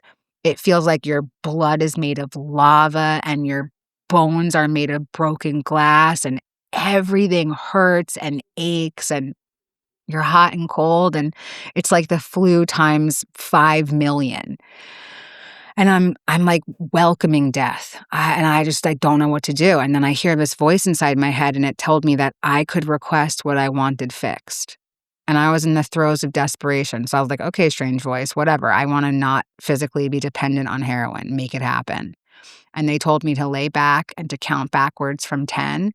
And as I did, these 2 little men appeared in my mind's eye, and they were wearing these white lab coats, and they had these bulbous noses, and then these little lawnmowers manifested in front of them. And I watched these 2 little men take off in separate directions, and they walked through every crevice of my mind. And when they were finished, I felt these intense hot tingles going all over the crown of my head. And then it felt like somebody placed a plunger on the top of my head. And as it plunged down and came back up, there was this huge, bright, white flash. And in that moment, I was instantaneously healed out of day 3 of heroin withdrawal. No supporting medications, no nothing. Is this what happens when you go cold turkey normally? No. And I had gone cold turkey 24 times in my life before, and it's pain and agony, and people usually How long does it give normally up. last? Usually Until lasts you cave. around 7 days. But Until day you- 3 is really the worst because you're right in the hump of it. And so you're in the hump of it, and you've had these Yes. 2 lawnmower dudes just weed out heroin addiction at large, or just heroin addiction? What's No, going on? just You're having heroin a addiction. spontaneous healing experience. Yeah. I mean, and it wasn't all the mental addiction. It was the physical addiction that I had to this one particular substance. And so, again, in hindsight, through years of integration, I believe that they were resetting my pain receptors and my neurotransmitters, the parts of my brain that felt like they were physically addicted to heroin. Wow. I mean, stories like that, obviously crammed in together in vignette mode, obviously makes microwave spirituality seem very attractive, does it not? Like, and this is the risk that we Yeah. run, back to your point a little bit earlier. Whoa. Okay. So you've had a complete remission. And so as of this point, like, does that symbolize something to you? Is that what's going on? So you've gone, wow, I've had this healing experience. Maybe I should quit. Like, is this the time you finally quit? Like, what's going on here? Yeah. So after this experience, right, I'm like, I fall out of my bed. I'm on my knees. I'm crying out to a God that I do not believe in. And I'm like, how Because you're could this be? atheist. Yeah, I still don't believe in God. I'm like still a militant atheist, prostitute, drug addict, right? And I'm on my knees and I'm like, how could this be happening to me? I don't believe in this. I don't believe in you. You could not have picked a more unworthy subject to bestow this kind of grace on. Again, contrast. Homeless, drug addicted, prostitute, orphan to suicide, liar, manipulator, thief, racist, rapist, terrible human being. How is this person being bestowed with instantaneous healing? And as I'm questioning, how could this be happening to me? How could this be happening to me? They're chanting back to me, you are worthy of all the love in the universe. You are worthy of all the love in Your the dad's universe. voice. Yes. I mean, again, this message hitting me. And so then after that experience, I thought that I was the second coming of Christ. Obviously, I'm like, oh my God, I can Sorry. heal. You're I'm going to sorry. go heal everybody. I'm going to heal all of New York City. And so that's what I started doing. Sorry. I started running around the streets of New York City, laying my hands on homeless drug addicts, trying to heal them out of their drug addiction. It was absolutely bonkers. Whoa. So that was a different psychosis of its own on the other side of that. Absolutely. Yeah. Like, self-deprecation to delusions of grandeur, the pendulum swing was very, very intense. Wow. Okay. So bring us into this time. So you're running around trying to heal people. They're obviously not healing.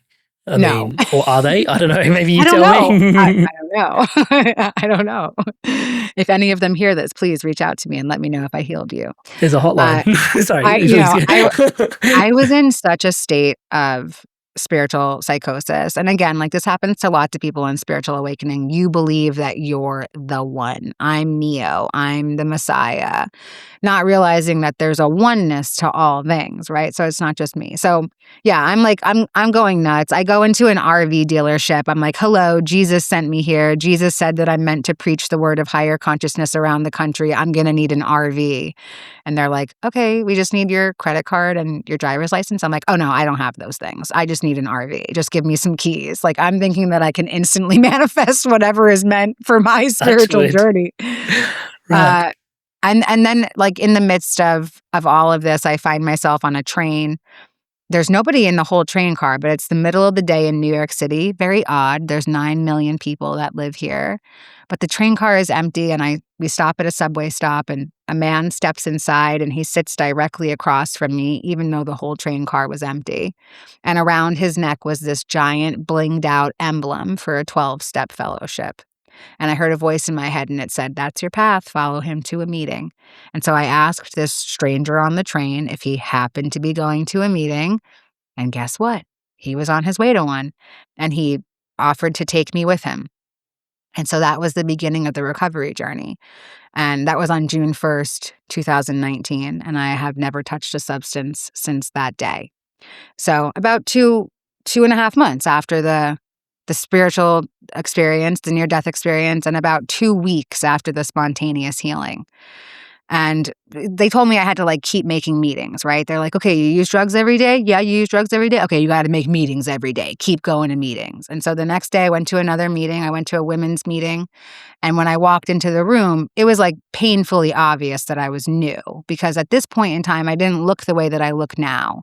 I was missing most of my teeth. These are paid for. I had these huge holes all over my face and my arms because every time that I got high, I thought that bugs lived inside me. And so I would cut myself open with razor blades and burn myself with torches trying to get the bugs out of my skin. And so I walk into this room and this woman comes up to me and she hugged me like she knew me. And she whispered in my ear and she said, you are worthy of all the love in the universe. You are worthy of all the love in the universe. and I collapsed. I melted into this woman. I rested my head on her big boobies for as long as she would let me, and I cried a deep, guttural cry.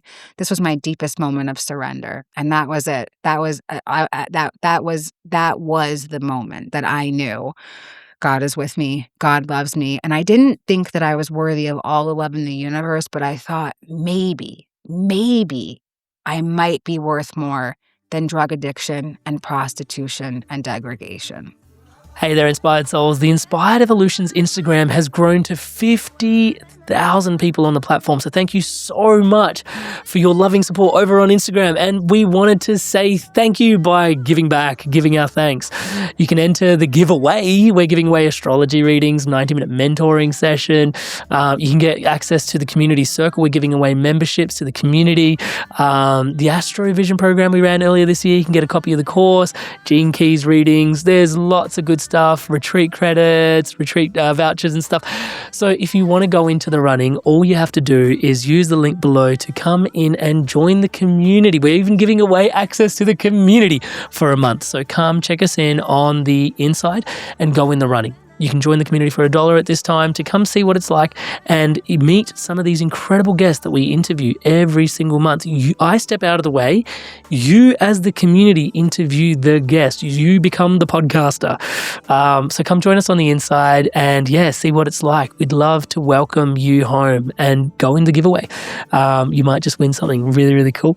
At the very least, you'll make some really, really, really awesome connections on the inside in the circle. I'll see you there. And thank you again for your incredible support over on Instagram. Big love. Betty, can you speak to us of grace? Your message is condemnation. Speak to us of grace. You said as you were coming in, it's like, I'm not worthy of this spontaneous healing. Yes. And you can feel when the way you're saying it, the way it's, how deeply cordant that is to you and the places that it is, touch wood, at the time. Grace. What does grace mean to you? Grace is available to everyone. Grace, again, is this idea of the final judgment being just benevolence, only goodness, only unconditional love. That means it's available to everyone. When I say everyone, I mean the person who abused you, the person that you think is ruining the world, the person that you have the deepest grievance against, and it's available to each and every one of us. And I think that that's really what the teaching, like after my experience, I consumed every spiritual text. And I was like, what's the common thread between all of these texts? And it's love. Love is the message. And I think that that's really what the New Testament, the story, the mythology inside of this Christian text is trying to get across, is that grace is available to everyone. And that's really what the message of Jesus was this idea that everybody has access to this unconditional love. Is this life a form of grace to be gifted it?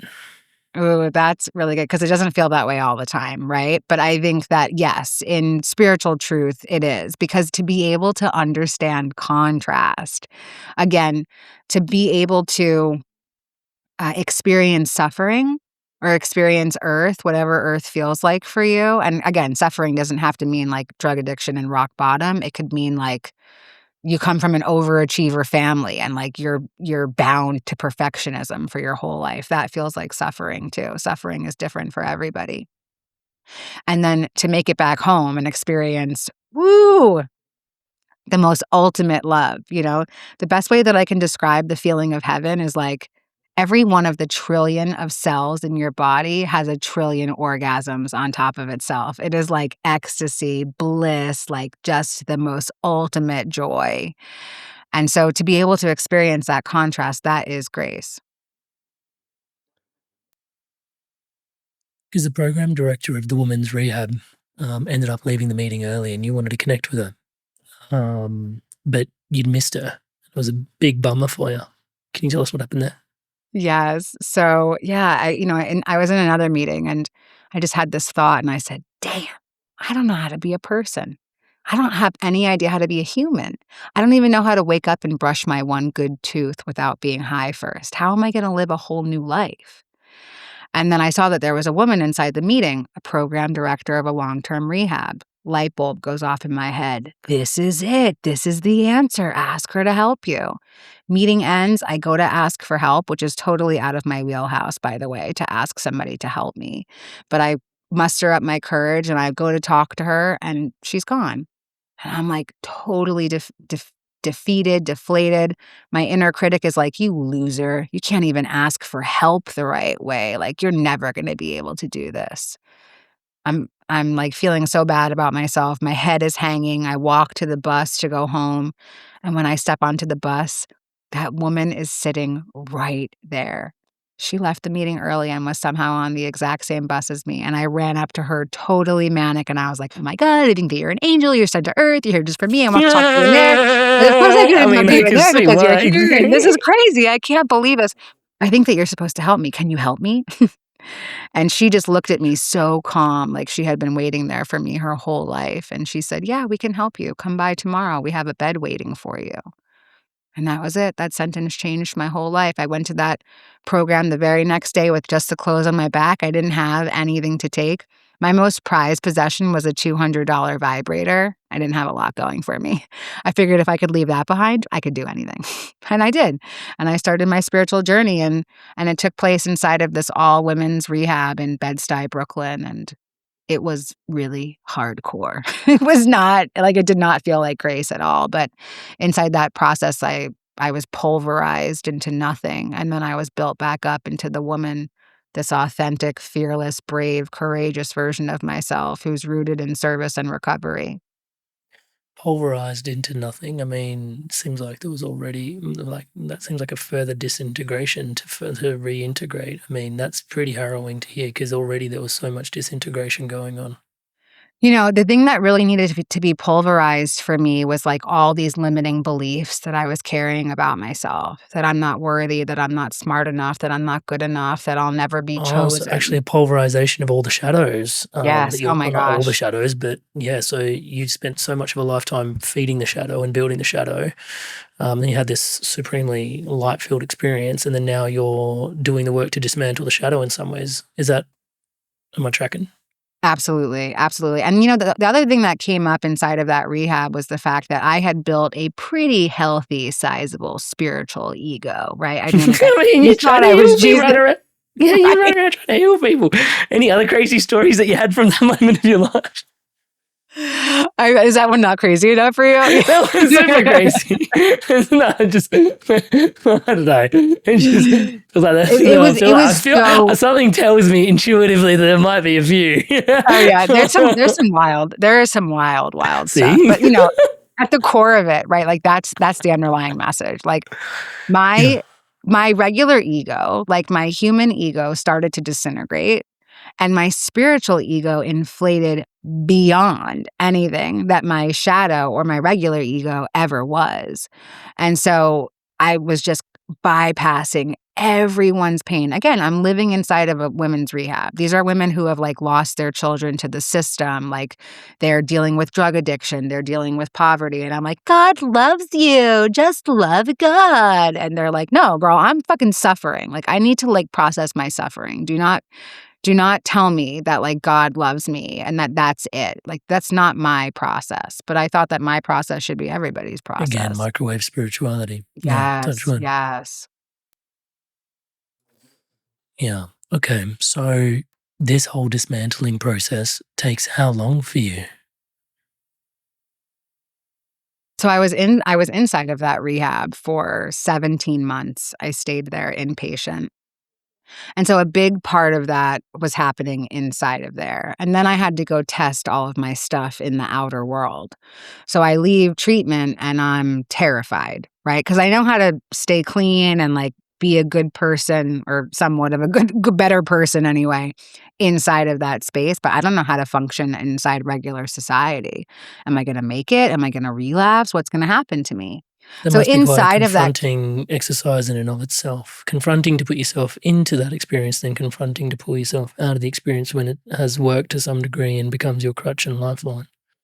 Definitely. And that's like what leveling up in every area of life is. You know, like you get very comfortable and then it's like, am I going to stay inside this comfort or am I going to kick myself out of the comfort zone and see what else I'm capable of? The courage piece is huge. Is that still how, are there any differences between how they treat addiction therapy in these environments now to how you went through it back when you went through it? Yeah. So the part of the recovery process that I was in then, it was a little hardcore, not nearly as hardcore as it probably was 25, 30 years ago. Now it's a lot softer and like it's much more loving. What do you Um, mean by that? I feel like, and this even happens in the rooms of 12-step fellowship, right? Like if you were to go into 12-step fellowship 30 years ago, if you were new and you came in, they'd tell you to sit down and shut the fuck up and to listen and take the cotton out of your ears and put it in your mouth, meaning like, do not talk, only listen. And they would say, like, if we want to learn how to use drugs, we'll ask you. But if you want to learn how to recover, you better fucking listen to us. And it was like really hardcore, but it worked. A lot of people got clean, stayed clean, and are, still being of service 30 years later because of that method. Now, society has really shifted and it seems like you catch more flies with honey than with vinegar. And so people are much softer. They're much more caring, empathetic. They're like, it's much more person centered than it ever was before. Like it used to just kind of be like this uniformity of, I don't know, like, yeah, it was just like really hardcore. So I feel like I kind of got like the tail end of that. Like some of the counselors there were very hardcore and I really needed that. I needed that structure. I needed discipline. I needed consistency. I really needed that, but that's not how it is for everybody. So it's a lot more person centered now. Okay. And then so how did you go integrating back out? I just kind of like they pushed me out. I mean, I Mm. guess I kind of pushed myself out, but I came back out into the world and I kept looking for signs. I kept asking spirit, like, please show me that you're with me. And every day I would see a feather or a pennies from heaven or 11:11 on the clock, just like these little signs that just kept adding up to let me know that I am connected. And the first day that I didn't see a feather, right, I was like, oh my God, God has forgotten me. You've What is forsaken me. happening? I've been forsaken. Yeah. So the second that I have this thought, a man walks past me and he has a gigantic tattoo of a feather on his arm. And I was like, oh, I'm good. I could never, ever think that God has forgotten me. And so, like that confirmation bias that your brain goes through. If I believe that that I'll receive signs, I will receive signs.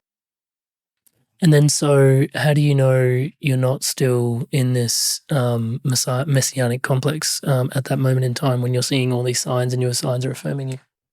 Well, I had definitely been humbled by the universe by this point in time multiple times over.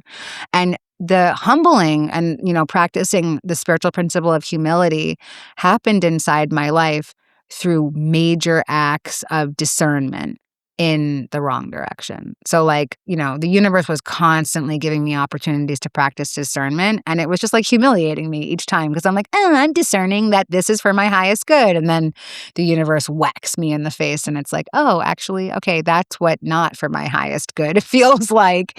And so I just kept learning those lessons over and over and over again until I was able to integrate humility into my life.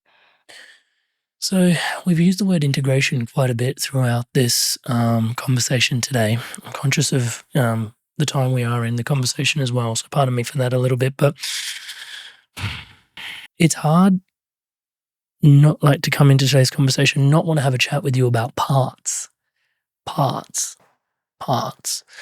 Like there's like it seems like you've had two voices. We're going about this voice and this voice, and there's this a couple of kicks in. There's and there's like a learning here, and there's like coming back, and there's like okay, there just seems like there's so many moments where there's a particular Betty and then there's another Betty and there's and many people would see that as quite the swivel for one person to have to go through, and admittedly it is, right? Touch wood, there's no denying that, and hence why you espouse let's maybe see the long road there and not microwave our spirituality, right? Like put it in the oven, let it come out the way that it's meant to. Touch wood.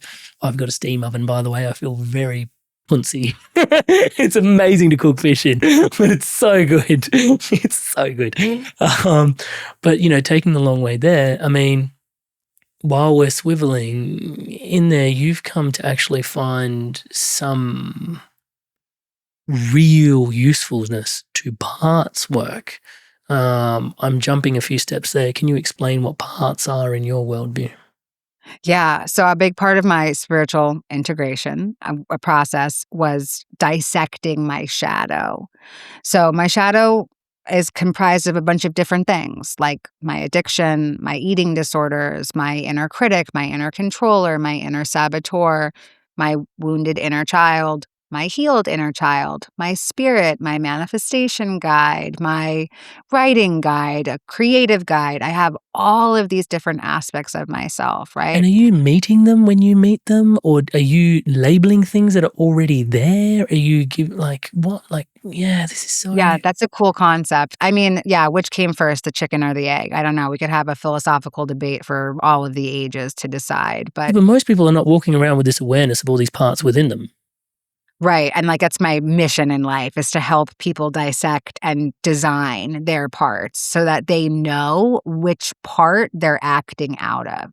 Now, like it would be awesome if I could just like act out of my higher self all day. But I don't think that's why my higher self came to Earth. To just like go back to higher self. Like my higher self came here because it wanted to experience all the parts. It wanted to experience all the parts of my personality, all the parts of duality. And so I'm very embodied in the human experience. I'm very rarely chasing a spiritual high. I just want to like really enjoy being a human because I know that in actual truth, I am nothing but a spiritual high. So I got plenty of time to experience that, like literally all of eternity. So I'm just trying to make my human experience a good one. And in order for me to accomplish that, I have to be able, for me, to dissect my parts, to know when my addiction is trying to call the shots, when my inner critic is making my life very uncomfortable, when my inner controller is flaring up. And so for those people, because you actually help people with this work at the moment, for those people that want to start to identify these parts to themselves, where do they begin? Okay, so this is my analogy. When you go into the deep, dark recesses of your mind, it's like going spiritually spelunking. So, what do you need before you go into a cave? You should probably have a flashlight. So, for me, flashlight is a miracle moment, a synchronicity, a moment when I knew that I was connected to the divine so that I can shine that light on the shadow. Because, again, like when you shine a light on a shadow, it's just going to disappear, right? So, I'm going into the cave with a flashlight. I also want to bring a friend. So, like in situations where I'm getting to work with people, I'm the friend. It doesn't have to be me, but like you should have somebody because like it can get a little crazy in there. And your friend should also have a flashlight. And then you need a harness. So for me, I picture like this anchor to something really solid outside of me, like a big boulder outside of the cave. And that harness is, for me, it's my breath, it's grounding, it's eating clean, it's drinking water, it's being anchored inside of my body. So those are like the three tools that I think are most important before you go diving into the depths of the shadow. And then from there, like just getting super creative, using your childlike imagination, your intuition to design the parts, give them names, give them personalities, give them outfits, give them little avatars to live inside of so that you can actually ask questions and communicate with them. One of my dear friends, she has, I'm not going to name her. Don't fret, everybody. But one of my dear friends, she's got this lady who she calls Madam Ballbuster, who's this part that lives with her. Do you have some interesting people in there? Yes. Oh my gosh. So my addiction, his name is Richard. He's a gay man. He wears a white linen suit and a fedora. He's so extra. And he lives inside of a glass house inside my mind. And I have to keep him in there for now. Mm. I mean, probably forever because like, we spent so much time together. Like we have really developed a relationship with one another, but it's a very toxic relationship. And so we need that barrier between us. My inner critic looks like Regina George from Mean Girls. She is like blonde and perfect and fabulous, and she just loves to tear me the fuck up. And then I've designed these parts for my light as well. It's not just all about going into the darkness. Like I have my main guide is my manifestation guide.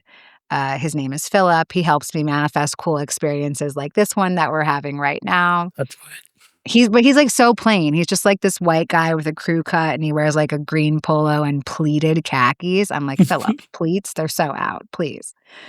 And I really have fun with it. They all have voices. I can connect with them whenever I want. My inner child is totally healed. She's a little rock star. She wears like cool sunglasses and feather boas, and she like constantly has a microphone in her hand so that she can sing and dance. And it's such a cool process to like go inward. And like I heard you say before, as within, so without.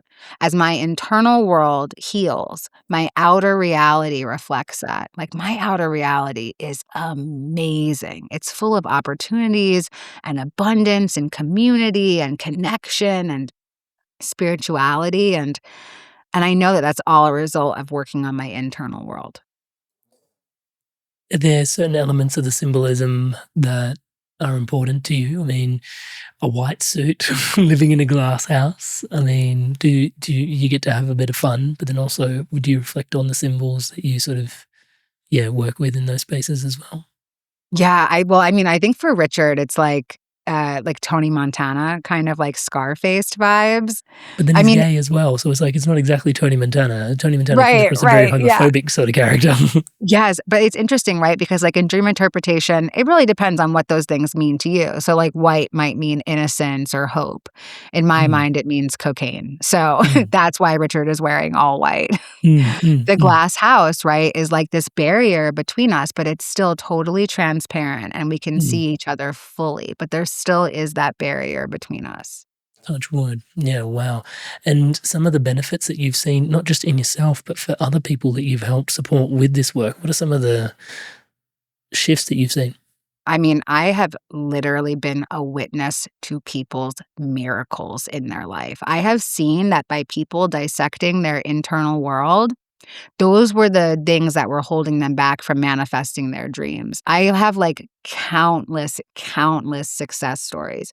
I just went with somebody that I worked with for months, and she manifested a keynote address for herself. And we went to this conference, and I was there with her, cheering her on and witnessing her in this huge milestone. And then on our drive back, she was like, I have to tell you what my inner critic and my inner controller were saying the whole time. And I was just keeping them in check. And I'm like, damn, that's the work, like so cool to be in touch with your internal world as you're manifesting a milestone. Because that's when the shadows will come up in their truest, because like they're so scared for you to succeed because you're nervous system is hardwired for safety, not success. And so that's the purpose of the shadows, is to just keep you safe. Can you unpack that? Our nervous system is not wired for success, it is wired for safety.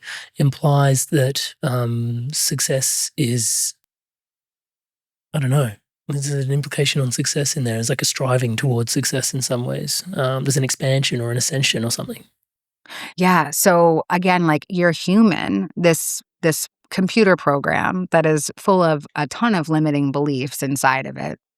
Think of like the programming that happens in the first 7 years of life. For most of us, even if we don't have traumatizing childhoods, we are told certain things about life. Like you have to get a safe job, you have to pass school, get good grades, go to college. Like there's all these societal constructs that we're up against. And so the nervous system is programmed for that to be all that there is. You live for the weekend, you live for the summer, you live to get to heaven. Like you're not present at all. Like there's nothing about striving for big, gigantic dreams. I mean, of course, there's some people who are raised to believe that they could do anything, but I would say for the majority of us, we're taught something else. And so the nervous system is really wired for that, for society's idea of success and not spirit's idea of success. Spirit's idea of success is expansion and connection, and again, being aligned with those virtues. But society's idea of success is something very material, something very different, and something very constricted. And so, how does the parts work fit into that? So the parts work for me with the shadow is like that's what the human conditioning is about. When I'm designing the light, I'm going more into the spiritual aspect of it. So my nervous system has been regulated now. I mean, like I have to regulate it all the time. Like I do it through breath work, or again, like I'm a gluten-free, sugar-free vegan who only drinks water and exercises her body today. I used to eat pills out of other people's puke. Like we're talking about major transformation here. But those are all ways that I regulate my nervous system. And so now my nervous system is wired for like the biggest dreams. Like I can't even dream my biggest dreams. I'm like so looking forward to spirit just continuing to download the biggest things possible into my awareness. And I look forward to achieving each and every one of them with the help of my light. Again, in spiritual purpose, not wired for like human materialistic purpose.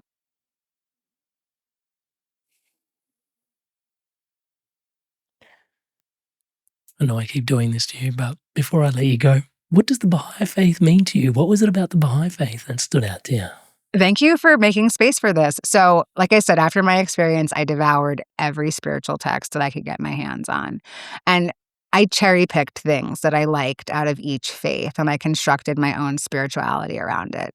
The Baha'i faith, the scripture in the Baha'i faith was the closest thing that I could find to like an organized faith or religion that fit aspects of my experience, except Baha'is don't believe in reincarnation, which was a gigantic part of my experience. So again, I had to cherry pick certain things. So the Baha'i faith, A Course in Miracles, like aspects of other faiths, lots of mysticism, Christian mysticism, Jewish mysticism, Sufism, like all of those things really resonate for me. And the Baha'i community is like literally one of the most diverse, kind communities that I've ever been a witness to. And so like I totally dig going to like all of their events and devotionals and things like that. And here in New York, it's a really warm and welcoming community. Yeah, growing up as a Sikh, two of my best friends, actually there was a pod of three of us, and the other two, which I should, were both Baha'i.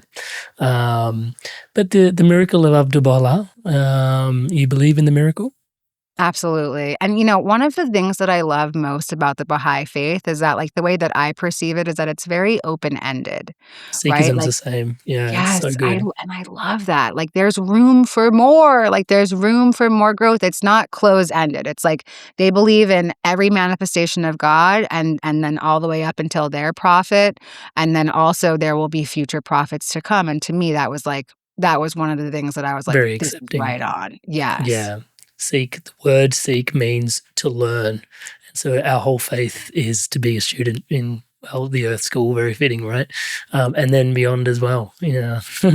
And also, yeah, Sikhs say the same thing in that way that everybody's got their own path and they're absolutely entitled to their path. And Sikhs have this identity of like warrior saintship, which is like, actually, I'll happily defend your path. Like there's stories in like, these don't make the news, right? But there's friends that grow up Sikh, Muslim, and then, there's some tumultuous times, but then the Muslim man rebuilds his friend's Sikh temple and the Sikh man rebuilds his Muslim friend's Muslim temple in these parts in India because there's just so much love and brothership across these faiths. And yeah, everybody's obviously got their own path and devoted and dedicated to it. For those that want to know more about Betty, Buddha Betty, you've got a whole channel thing going on over there as well. It's got a vibe. If we would have spoken to you 7 years ago, 10 years ago, going, you would have a YouTube channel called Buddha Betty putting out the content that you were putting out. Do I run the risk of getting, part of my French, bitch slapped, or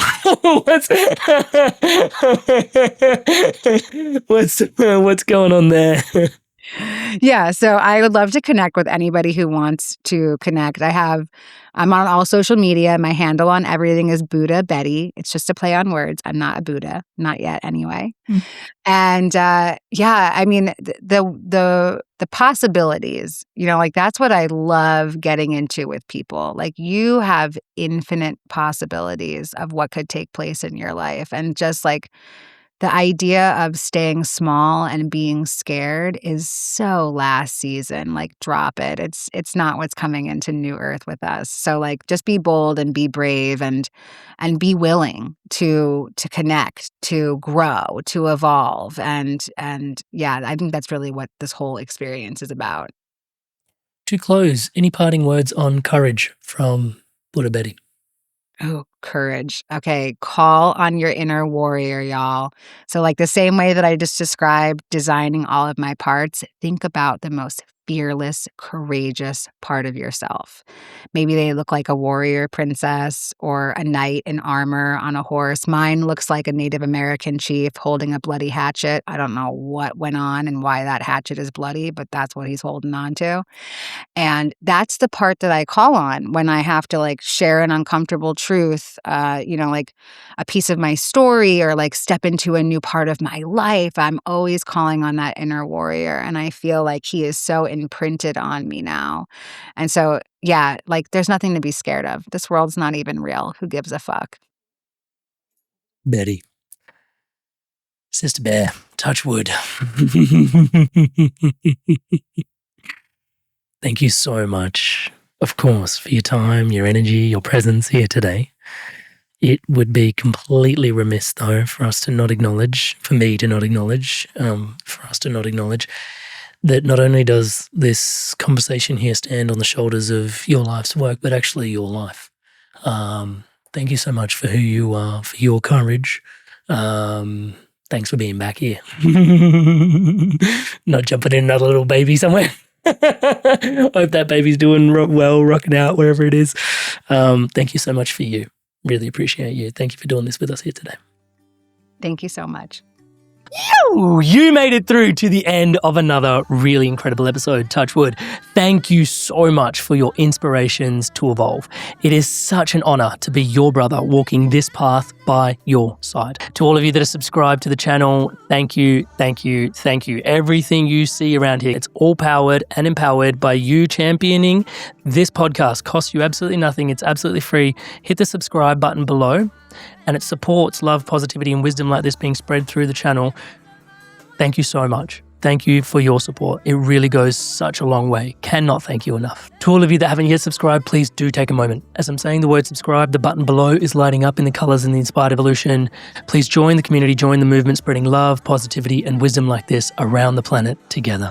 Thank you so much in advance for your incredible support. It costs you absolutely nothing. It's completely free. Just hit that subscribe button. It helps power the entire movement. Thank you. Friendly reminder again, we have, if you're inspired by this content and you want to forge it into real connection, we have the Inspired Evolution Community Circle, the Circle online as well. You can check it out, inspiredevolution.com/circle if you feel the call for more community in this Aquarian time like this. And on screen now for you to dive in even deeper on your journey of the Inspired Evolution, the next best episode. So go on, take your pick and make your click. I'll see you in the next one.